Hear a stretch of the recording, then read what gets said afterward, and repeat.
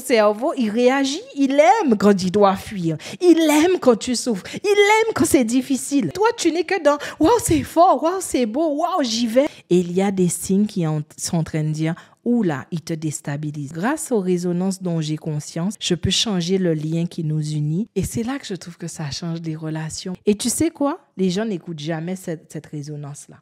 C'est tellement quelque chose de puissant. Comment on sait quand on est aligné vibratoirement avec quelqu'un?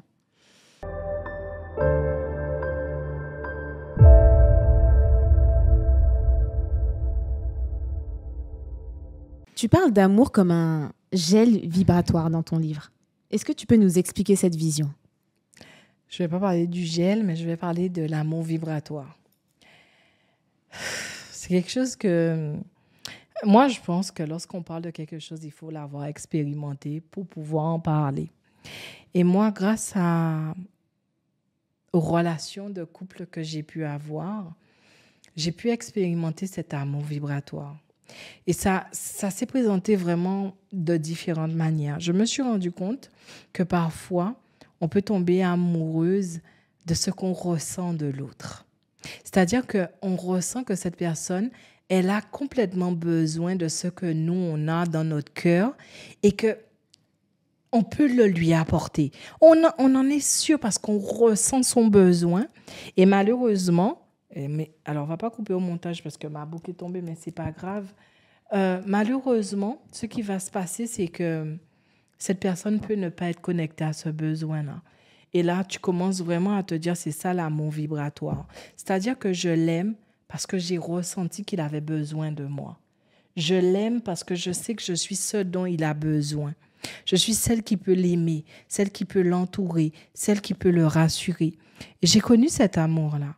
C'est quelqu'un qui ne te plaît pas physiquement, mais que tu ressens tellement que tu peux être à ta juste place à ses côtés et tu lui donnes tout en fait. Tu lui donnes tout parce que tu sais que ce tout que tu es en train de lui donner, c'est quelque chose de naturel en toi.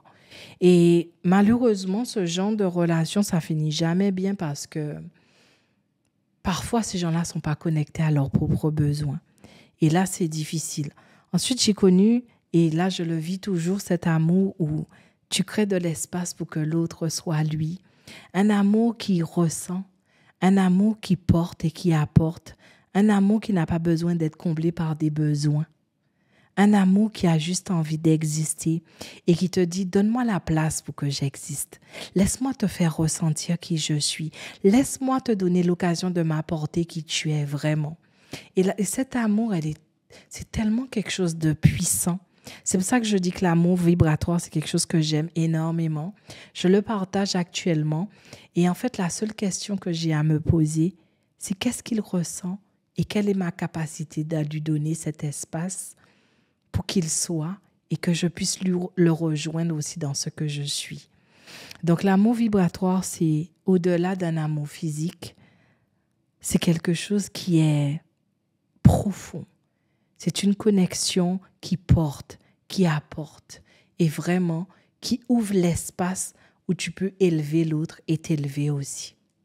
Comment on sait quand on est aligné vibratoirement avec quelqu'un?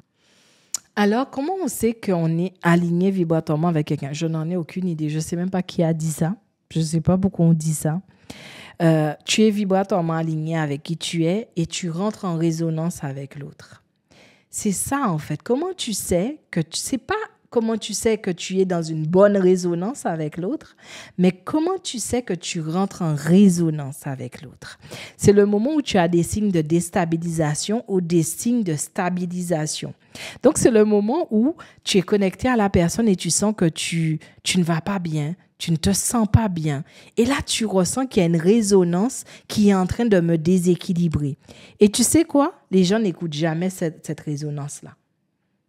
Les gens ne donnent aucune importance à la résonance. Ils sont juste en train de dire, j'ai connecté, c'est fort, c'est dur, c'est tout ce que tu veux. Et ils sont en train de s'emballer sur la connexion. Mais pas sur la résonance qui est en train de te dire, ça c'est une résonance qui crée des signes de déstabilisation. Tu le ressens déjà que votre résonance n'est pas stable. Tu le ressens déjà que ce qu'il a en lui Et en train de créer une résonance qui nourrit pas ce qui est en toi. Mais toi, tu n'es que dans « Waouh, c'est fort, waouh, c'est beau, waouh, j'y vais ». Et parfois, lorsque tu as la résonance de stabilisation, je me fais chier.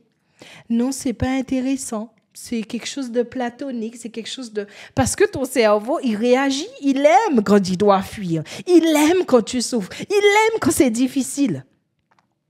Et souvent, les gens ne donnent aucune importance à la résonance. Je suis rentrée en résonance avec toi parce que peut-être tu portes quelque chose en toi qui rentre en correspondance avec ce que j'ai à l'intérieur de moi. Je suis rentrée en résonance avec toi et il y a des signes qui sont en train de dire « Oula, il te déstabilise ». Et souvent, c'est une question qu'il faut se poser. Pourquoi tu me déstabilises? Comment c'est possible que j'ai cette déstabilisation ou cette stabilisation avec ce que tu es?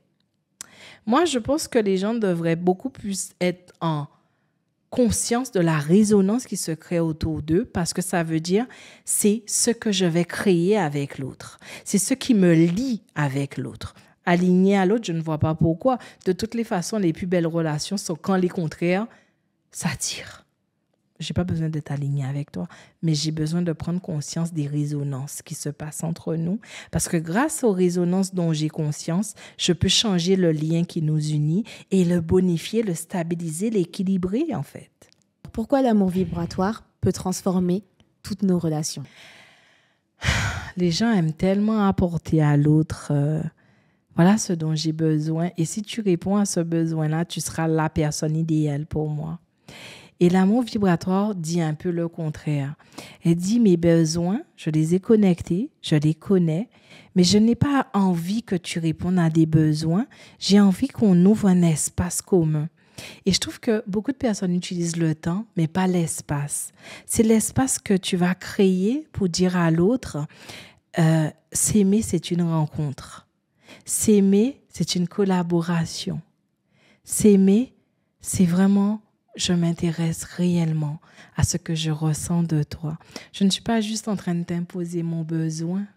Je ne suis pas en train d'attendre des choses de toi. J'ai envie que ça soit un espace commun où on se rejoint et ensemble on co-crée en fait. Et c'est là que je trouve que ça change les relations parce que lorsque je rencontre quelqu'un et quand je suis dans l'amour vibratoire avec cette personne-là, je n'attends réellement rien de cette personne. C'est pas un amour sans condition. Elle n'est pas seulement sans condition, cet amour. Elle est en train d'être une créatrice d'espace entre l'autre et moi. C'est en train de créer l'endroit favorable où je vais honorer qui tu es et où tu vas honorer ce que je suis. Et ensemble, on va entrelacer ça et on va créer l'union parfaite de celui qui se respecte parce qu'il respecte l'autre. Et c'est comme ça que je trouve que les relations sont beaucoup plus profondes et authentiques. Je veux que tu sois toi parce que j'ai la capacité de te nourrir.